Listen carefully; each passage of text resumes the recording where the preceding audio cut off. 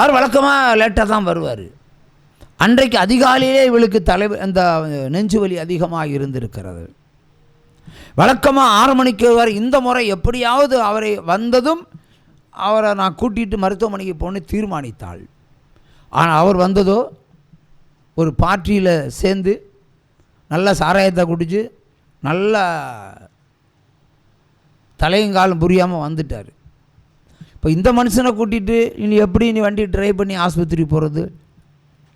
வழக்கமாக செய்கிற பணிவிடைகளை அந்த அம்மா அவருக்கு செய்தார்.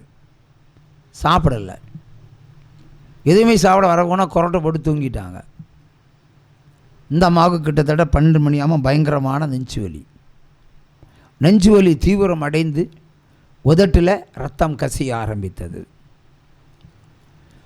தன்னுடைய உயிர் ஊசலாடுகிறது என்பதை அறிந்து கொண்டு அந்த மகனை தட்டி தட்டி எழுப்பினாள். ஆனால் குடிகாரன் தூங்கின எப்படி இருக்கும், கும்பகாரனை தூக்கம் அசையவே இல்லை. அப்படி முழிப்பு வந்தாலும் எழும்ப தோணுமா? விட முடியாது. நல்லா புரட்டி புரட்டி பார்த்தா வலி அதிகமாக இருந்தது. குபுக்கென்று பிளட்டு வெளியே வந்தது. செத்துருவான்னு தெரியும். பாயில் கிடந்து சாகிறதோட புருஷன் மடியில் கிடந்து சாவோன்னு சொல்லி புருஷனுடைய சரீரத்தில் ஏறி நெற்றி பொட்டிலே ஒரு முத்தமிட்டால் அவ்வளோதான், சத்தம் இல்லாமல் செத்தே போனாள். தன் உடம்பில் மனைவி ஏறி படுத்திருப்பது உணராமல் அவனும் படுத்தான். விடியற்காலம் வந்து விட்டது. சேவலும் கூவியது, காகங்களும் கரைந்தது. வெளிச்சம் வீட்டுக்குள்ளே வந்தது. குடிகாரன் திரும்பும்போது தன்னுடைய கழுத்து பகுதியில் ரத்தம் கசிந்தது போல இருந்து உடைத்து பார்க்குறான். இது தன்னுடைய வழக்கமாக தன்னுடைய மனைவி அப்படி தான் சில நேரம் தூங்குவாள். அதனால் அவன் ஒரு பெரிய புரட்டாக இருக்குது. ஆனால் தட்டி எழுப்புனா அவள் அசையவில்லை. புரட்டி போட்டால் அவள் செத்து பல மணி நேரம் ஆகிவிட்டது. கதறி எழுதான், வேதனைப்பட்டான். என்ன பண்ண முடியும்? அவன் சொன்ன ஒரே வார்த்தை, என்னுடைய குடி என் மனைவியை கொன்று போட்டது, நான் ஒரு பாவி என்று கதறினான். அடக்கம் பண்ணிட்டு டெல்லி, காஷ்மீர், பெங்களூர் சமாதானம் தேடி ஒவ்வொரு ஊராக போனான். ஆடை மாற்ற தோணவில்லை, ட்ரெஸ் சேஞ்ச் பண்ண எடுத்துக்கொண்டு போகவில்லை. அலைந்து தெரிந்து லாஸ்ட்டில் பசியோட ஹோட்டலில் வடைகள் திருடி குப்பை தொட்டியில் பிறக்கிற அந்த எச்சிலை சாப்பிடுவதற்கு விருதுநகர் தொட்டியில் போய் கை வைக்கும்போது தான் அங்கே வந்தது ஒரு புத்தகம். நாங்கள் அன்றைக்கி அந்த புக்கு கம்ப்யூட்டர் பிரிண்ட் போட்டிருந்தோம் ஆப்செட்டில். அது பாவம் செய்யாதே, நரகத்தை நாடாது, அதான் டைட்டில். இந்த 2 படித்தவன் இல்லை, 2 டைட்டிலுமே அவனை இருதை கபக்கன்னு பிடித்து கொண்டது. வேலையிலும் ஜாயின் பண்ண முடியல. இவன் எங்கே இருக்கான்னு யாருக்குமே தெரியாது. வருட கணக்கில் மறைந்து கடைசியில் புத்தகத்தை படித்து விட்டு கையில் காசு இல்லை, அப்படியே கள்ள ட்ரெயின் ஏறி நாகூரில் வந்து அங்கேருந்து கள்ள பஸ் ஏறி ஊருக்கு வந்து மார்த்தாண்டத்திலிருந்து பல முறை கேட்டாரான் கண்டக்டர், டிக்கெட்டுன்னு. அவர் அசையாமல் இருந்தார்.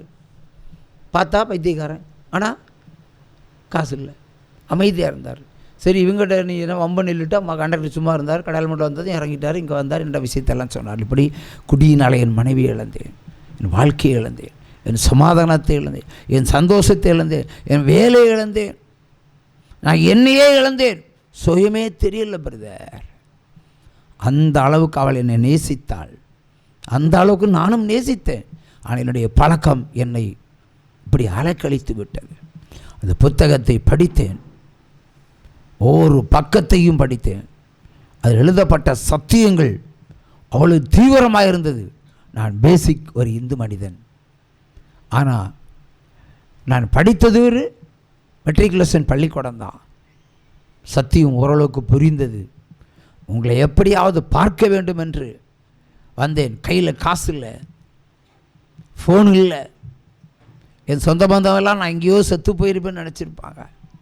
பாருங்கள் என் வேஷத்தை என்று சொல்லி கதறி அழுதான். மேசையில் முகத்தை புதைத்து அழுதான். சிறிது நேரம் அலட்டும் என்று சொன்னார். அழுது முடித்த பிறகு நான் அவருக்கு ஜெபம் பண்ணினேன்.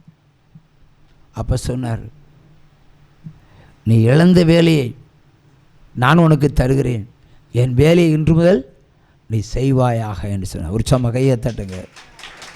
அவருடைய வேலையை கொடுத்தாரு. மிகப்பெரிய பணி.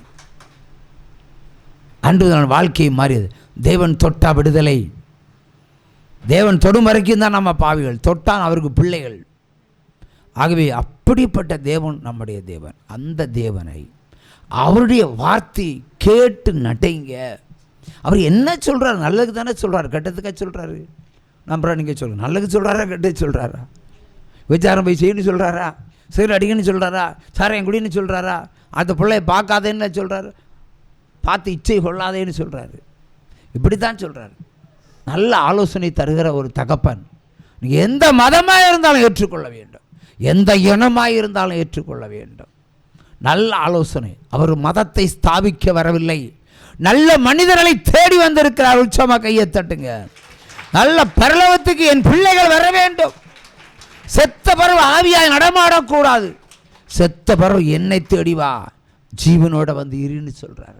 அதுக்குத்தான் கிறிஸ்தவ ஊழியம். உற்சம கையை தட்டலாமா? பாலைவனமாய் இருந்த எங்களை சோலைவனமாய் மாற்றி நீரையா, பாலைவனமாய் இருந்த எங்களை சோலைவனமாய் மாற்றி நீரையா. உற்சாம கையை தட்டி இன்னொரு வேத வசனம், புதிதாய் புதிதாய் யாராவது ஒருவர் வாசித்தவர்கள் வேண்டாம், புதிதாய் வாசிங்க.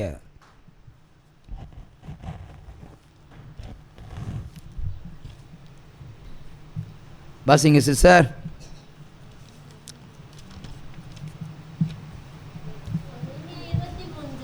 எல்லாம் இறைமையிலே நிற்குங்க. வேறு எவ்வளோ கஷ்டமான வசனங்கள் இருக்குது. சரி சொல்லு. எரேமியா 23:1-2 கள்ளப்போதர்களுக்கா? அப்போ என்ன கள்ளன்னு நினச்சிட்ட நீ? சத்தம் போட்டு சொல்லு, எழும்பி சொல்லு, எழும்பி சொல்லு. கரெக்டாக பிடிச்சிட்டாவா? என் மேய்ச்சலின் ஆடுகளை கெடுத்து சிதறடிக்கிற மேய்ப்பர்களுக்கு ஐயோ கேடு. உற்சாகமாக தட்டுங்க. அதில் முழுமையாக சேர்த்துவாசி.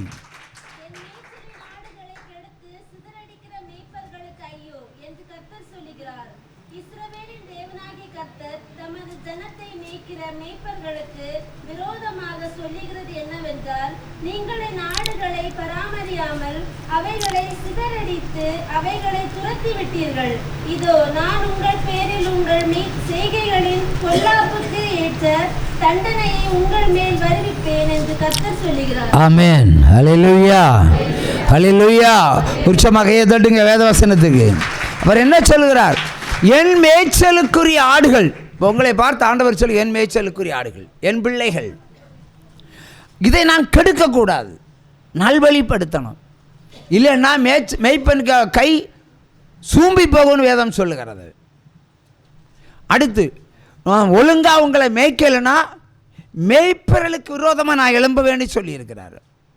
கட்டாயம் தண்டனை உண்டு. நீ இதை சத்துவாசி மைக்கில் கேட்கட்டும். எரேமியா 23:1-2 சேர்த்துவாசி.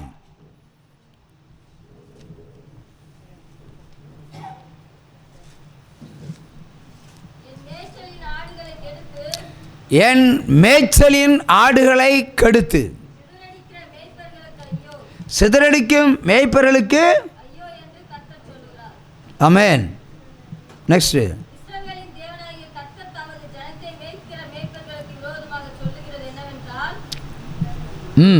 நீங்கள் என் ஆடுகளை பராமரியாமல் அவைகளை சிதறடித்து அவைகளை துரத்தி விட்டீர்கள். இதோ நான் உங்கள் பேரில் உங்கள் செய்கைகளின் பொல்லாப்புக்கு ஏற்ற தண்டனையை உங்கள் மேல் வருவிப்பேன். மேய்ப்பர்களுக்கு தங்களுடைய பொல்லாப்புக்கு ஏற்ற தண்டனையை, அதாவது ஒழுங்காக வேலை செய்யலைன்னா, இல்லையா? ஒரு வாத்தியார் ஒழுங்காக வேலை செய்யணும், ஒரு மேஸ்திரி ஒழுங்காக வேலை செய்யணும், இல்லைன்னா அதுக்கேற்ற தண்டனை. அது மாதிரி ஊழியக்காரன் ஒழுங்காக வேலை செய்யணும். செஞ்சால் நீங்கள் ஒழுங்காக இருப்பீங்க, இல்லைன்னா ஒழுங்கற்றவர்களாய் நடப்பீர்கள். அதுதானே உண்மை. அப்போது நான் உங்களுக்கு இன்றைக்கி ஆசீர்வாதம் கிடைக்கும்னு பிரசங்கம் பண்ணேன்னா எத்தனை பேர் சந்தோஷமாக திரும்பி போவீங்க. எதிர்பார்ப்போட நான் நடுத்தேரி பிள்ளைய காட்டலையே கண்ணில். நீங்களாவது பிடிக்கிட்டு வாங்க சிஸ்டர், 2 மாதம் கழித்து கொண்டு வருவேன். ஓகே, உட்காருங்க. எத்தனை வயசில் கிடச்சி பிள்ளை செல்வம்? 24 வருஷம் தாண்டி, கல்யாணமாகி 24 வருஷம் தாண்டி ஒரு பிள்ளை செல்வத்தை கர்த்தர் கொடுத்துருக்கார். ஒரு சும்மா கையை தட்டலாம். அல்லேலூயா. அப்போ மேய்ச்சலுக்குரிய ஆடுகளை நான் ஒழுங்காக மேய்க்கணும். உங்களுக்கு அது கிடைக்கும் இது கிடைக்கணும்னு ஆசை காட்டக்கூடாது. ஆசீர்வாதம் கிடைக்கும், நீ வேலை செஞ்சால் உனக்கு காசு கிடைக்கும், இவர் வேலையை தான் உங்களுக்கு காசு கிடைக்கும். அற்புதம் ஒரு சிலருக்கு நடக்கும், அது வேறு விஷயம், அது எக்ஸ்டர்னல். ஆகவே நீங்கள் வேலை செஞ்சு நீங்கள் பரிசுத்தம் அடைந்து பரலோக தேவனுக்கு கொடுத்து வாழ்ந்தால் 40 வருஷம் நீங்கள் உபத்திரப்பட்டாலும் 4 நாளில் 44 வருஷத்தையும் சேர்த்து கொடுத்துருவார் தேவன். அதான் நம்முடைய தேவன். 40 வயசில் என்ன தொட்டார்? சாராயம் குடித்தேன், வேசித்தனம் பண்ணேன், வீட்டுக்கு அடங்காமல் நடந்தேன், வீட்டிலேருந்தே திருடி இலைகளுக்கெல்லாம் கொடுப்பேன். அதில் நம்பர் 1, வீட்டில் திருடி இலைகளுக்கு கொடுப்பேன். அதனால் எனக்கு அடிக்கடி மரத்தில் பிடிச்சி கட்டி எறும்பெல்லாம் போட்டு தருவாங்க. பாக்கு எடுப்பேன், ரப்பர் சீட் எடுப்பேன், அதை விற்பேன், ஏதாவது விதைகளுக்கு கேட்டால் கொடுத்துருவேன். அது எனக்கு சுபாவம் தான்.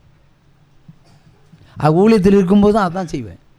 நீங்கள் தரதெல்லாம் நான் சாப்பிட்டு நினைக்காதீங்க, ஒன்றும் எங்கேயும் நினைக்காது. 1 மணிக்கூருக்குள்ளே அது ஓடி போயிடும் எங்கேயாவது. ஒன்று சிவாசி ஓடிடலன்னா சென்னைக்கு ஓடிடும். அதுக்கப்புறம் தான் ஜெபத்தை ஆரம்பிப்பேன். கொடுத்த பிறகு தான் ஜெபத்தை ஆரம்பிப்பேன். கர்த்தருக்கு கொடுத்த பிறகு ஆரம்பிப்பேன். நீங்கள் கர்த்தருக்குன்னு கொடுக்குறதா, நான் கர்த்தருக்கு கொடுத்த பிறகு தான் ஜெபத்தை ஆரம்பிப்பேன். அது நிஜமே பண்ண மாட்டேன். இல்லை, நான் ஜெபம் ஆரம்பித்தா அதிசயம் நடக்கும், நடந்து தீரும். அல்லேலூயா. உற்சாகமாகவே தட்டுவோம். ஆகவே பாவம் செய்வதை ஒரு ஊழியக்காரன் தடுக்கணும். முதல்ல எவன் தடுக்கிறான்? தமிழ்நாட்டில் 26 வருஷமாக நான் இதை தான் செய்கிறேன். உங்கள் பாவத்தை அவர் கழுவினார் என்று சொல்லி தந்திருப்பாங்க. நான் சொல்கிறேன், நீ செஞ்ச பாவத்தை நீ கழுவுன்னு சொல்கிறேன். இல்லை என்ன தப்பு இருக்குது? இப்போ சிஸ்டர் நீங்கள் பாத்ரூம் போகிறீங்க, நீங்கள் தானே கழுவணும், ஆண்டவர் வந்து கழுவார். இப்போ நீங்கள் செய்த பாவத்தை அவர் கழுவணும்னு சொன்னால் என்ன அர்த்தம் இது? அவர் சிலுவையில் எதற்கு தோன்றினார் தெரியுமா? நான் தான் உன் தேவன். அதான் மெயின் சத்தியமே. அதான் என்ன என்று வேறு தேவர்கள் உனக்கு உண்டாயிருக்க வேண்டாம், மேலே வானத்திலும் கீழே பூமியிலும் எனக்கு ஒப்பான சுருவங்களை கூட நீ நமஸ்கரிக்கவும் ஆராதிக்கவும் வேண்டான்னு சொன்னார். அதானே சொன்னார். அதுதான் வந்திருக்கேன்னு சொன்னார். அதான் மெய்.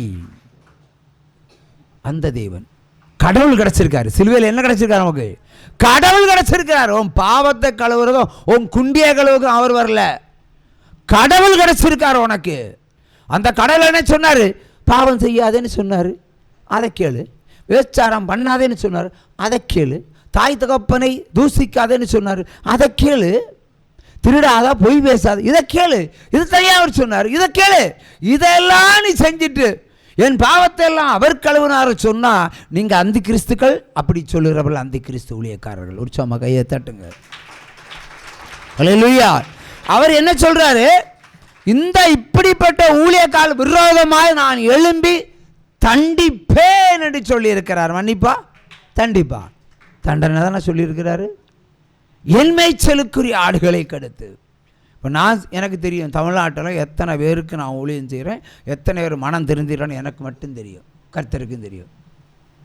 என்னிடத்தில் பாவாரிக்கை இட்டவர்களெல்லாம் எவ்வளோ பரிசுத்தமாக இன்றைக்கி வாழ்ந்து கொண்டிருக்காங்கன்னு எனக்கு தெரியும். ஆவியானவர் காட்டுவார், நான் சொல்லுவேன். அவளை ஏற்றுக்கொள்கிறார்கள், சத்தியத்தை கீழ்ப்படுகிறார்கள். ஐயோ, சில பொம்பளை சொல்ல கல்யாணம் பண்ணி வைக்கிறேன்னாலும் கூட வேண்டான்னு சொல்லுவாங்க. இன்னும் கர்த்தரே போதும்னு சொல்லுவாங்க. எவ்வளோ பெரிய வாழ்க்கை அது, எவ்வளோ பெரிய அதிசயமான ஜீவிதம். ஒரு குறையில் அவர் பார்த்துக்கிடுவார். அவர் யெகோவா தேவன், சும்மாவா, சர்வ வல்லவர், சதா காலத்துக்கும் ஒரே தேவன், இம்மையிலும் மறுமையிலும். அவர் கிடச்சிருக்கார் சிலுவை மரணத்தில். அவர் என்ன போதனைகளை சொன்னாரோ அப்படியே கேட்டு நடைங்க. ஒன்று தான், அதை நான் சொல்கிறேன். அவரை கனப்படுத்துங்கன்னு சொல்கிறாரு. சங்கீதம் 96:8 என் மகிமைக்குரிய பிரகாரங்களில் காணிக்கையோட வான்னு சொல்கிறாரு. நான் உன்னை ஆசீர்வாதத்துக்கு தக்கதாக அதை கொண்டு வான்னு சொல்கிறாரு. தப்பா? விலையின் பெயரில் முதல் பலனை கொடுன்னு சொல்கிறாரு. அவர் தான் கேட்குறாரு, உன் இல்லத்தில் ஆசீர்வாதம் தங்கும்படி, நீதிமொழிகள் 3:8, 9, 10 ஆசீர்வாதம் தங்கும்படி புரண்டு வரும்படி முதல் பலனை எனக்கு முதல்ல கொடுன்னு சொன்னார். இப்படி தான் ஆண்டவர் சொல்கிறாரு.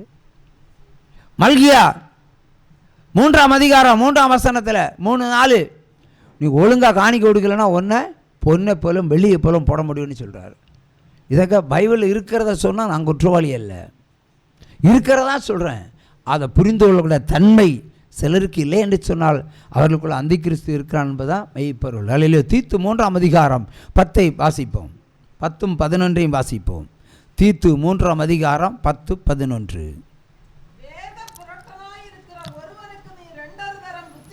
வேத புரட்டனுக்கு ஒரு தரம் அல்ல 2 தரம் புத்தி சொல்லு, பின்பு அவனை விட்டு விலகு என்று சொன்னார். அப்படிப்பட்டவன் நிலை தவறி தன்னிலே தானே ஆக்கினை தீர்ப்படைகிறான். ஆமென். சத்தமா சேர்த்து வசி.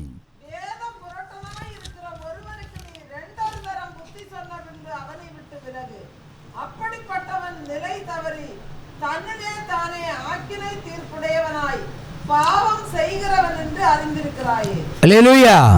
வேதம் நமக்கு என்ன சொல்லுகிறது? தெளிவாய் சொல்லுகிறது. துன்மார்க்கனாக இருந்தாலும் ஒரு முறை 2 முறை வேதம் சொல்லு, உங்களுக்காக இருந்தாலும் சரி, ஒரு முறை 2 முறை சொல்லு, அதுக்கப்புறம் விட்டு விலகு. அதுக்கப்புறம் அவன் என்ன பண்ணுவான்?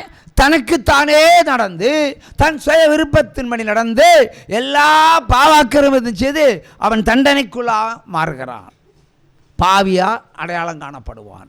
பாவிக்கு என்ன வரும்? சாவு வரும். பாவிக்கு வாழ்வு வராது. பாவி மனம் திருந்தினால் வாழ்வு வரும், இல்லை என்றால் சாவுதான் சத்தம் இல்லாமல் வரும். உற்சாகமாக கையை தட்டலாமா? ஹல்லேலூயா. செப்பனியா 3ஆம் அதிகாரம் 4ஆம் வசனத்தை வாசிப்போம். செப்பனியா 3ஆம் அதிகாரம் 4வது வசனம்.